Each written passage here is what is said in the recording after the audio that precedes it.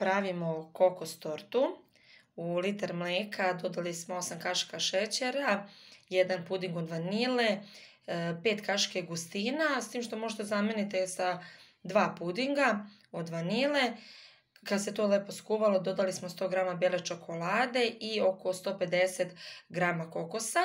To smo ohladili i onda smo pomešali sa umućenom slatkom pavlakom, oko 300 ml smo umutili, to smo sada pomešali, a u međuvremenu smo napravili ovaj preliv zajedno sa slatkom pavlakom i istopljenom oko 200 g crne čokolade, a kore su kupovne, pošto su bile na akciji, a možete i da napravite, sasvim dovoljno su evo 3 kore, prečnika 26 cm i ništa, sad ćemo da filujemo kora, pospemo odozgore kokos i naša brza torta, a izuzetno ukusna je gotova.